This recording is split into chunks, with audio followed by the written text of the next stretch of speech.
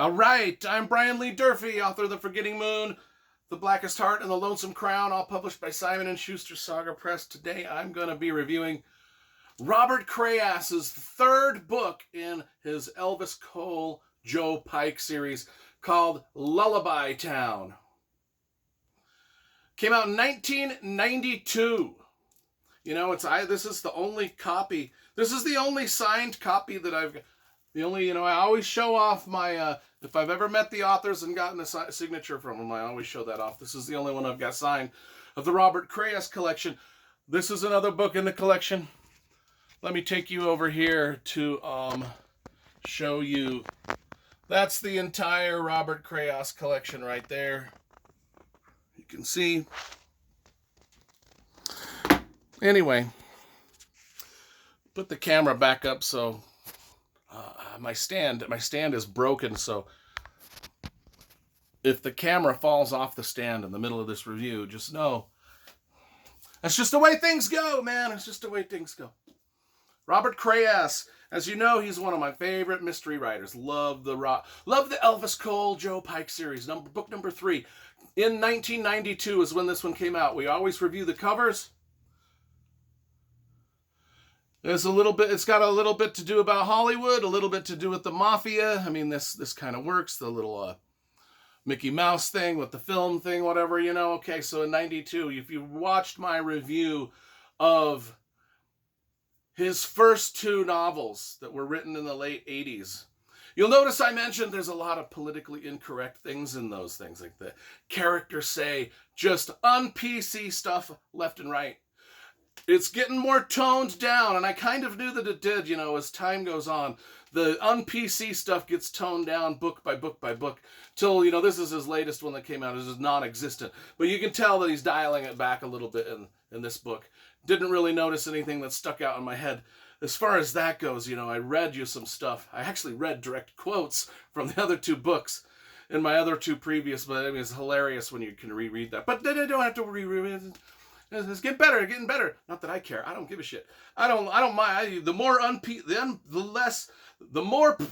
less politically correct you can be, the happier I am. I hate PC culture. I hate woke anything.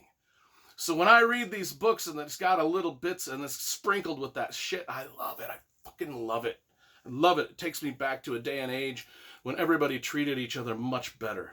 Yeah, this is a topic we could go off. It's sad that in woke culture we don't treat each other very well at all. But pre-woke culture, when things were unpolitically correct, we actually cared about each other. That's the point I'm making. That's the point I'm making. Woke motherfuckers. Oh, now I'm spun up. I've spun myself up. Let's get back to the review. What is this thing about? It's about our main guys. Elvis Cole starts out the story. Person comes into his office, says, hey, well, I've got this famous movie director, like the most famous movie director in the world, needs to talk to you. And he's like, all right, I'll go talk to him. We'll go see what it's about. He goes to meet the movie director. I mean, imagine somebody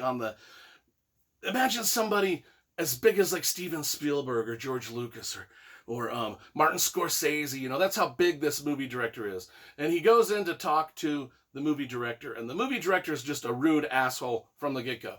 But the movie director is like, hey, before I became famous, I had a girlfriend. I got her pregnant. She had my child. But they've disappeared. I need you to find them. And he's like, and Elvis Cole is like, well, you're such a dick. I don't think I want to work with you at all. So he's just like, okay. But then the guy offers him so much money, he's like, well, maybe I better take the case. Well, anyway, he goes off to find this missing woman and the child, right? It leads him to, and just right at the beginning, one of the things I wanted to mention, right at the beginning of this book is there's a great reference to the Rockford Files. Remember that old show, Jim Rockford, the Rockford Files from the 70s? Such a great reference to that story. And I've always, whenever I read Elvis Cole and Joe Pike novels, I always pictured kind of Jim Rockford in the part of Elvis Cole. And I was like, so that was like, hey, kind of things kind of came full circle for me. So when I saw that reference thrown in, I was like, hey, that's kind of cool. To me alone.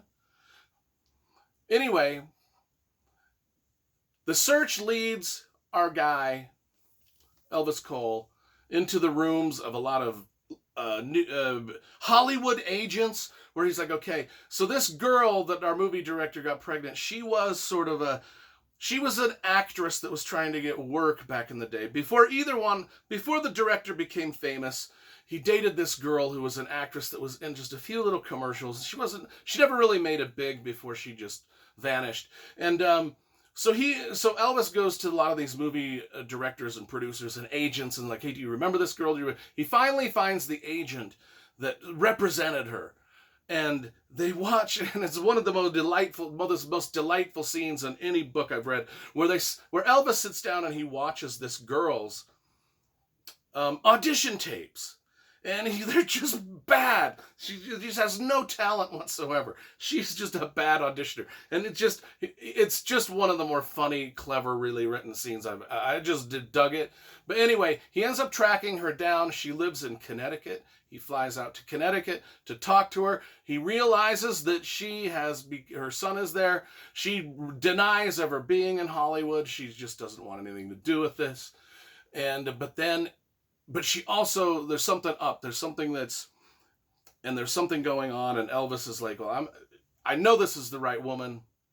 I'm going to follow her around and see, why is she being so sketchy? And then he finds out that she's involved with the mob, the New York mob. And that's where we get all the great mobster scenes. Oh my gosh.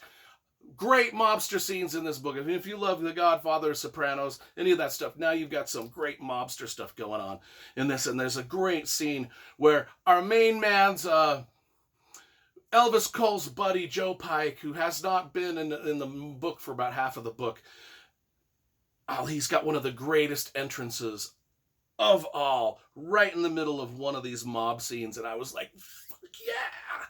Joe Pike, yeah, shows up right in the middle of one of the most intense mobster scenes you'll ever read about. And it's just like, because Joe Pike kicks ass. He kicks ass. Anyway, he's a real badass. I loved this book. It's probably my favorite Robert Crais novel. I think it's my favorite of all of the Elvis Cole, Joe Pike novels. I liked it a lot. Hope I've sufficiently pumped it up, and so now you're jazzed to go read all of them, because there's about 15 of them. He comes out with a new one. I mean, they started these in the late 1980s. He comes out with a new one about every 2-3 years. I just love it when they come out. They're always at the top of my reading list. As soon as one comes out, I read it right then. Lullaby Town by Robert Crais. One of the best mystery novels you're ever going to read. I give this a 10 out of 10.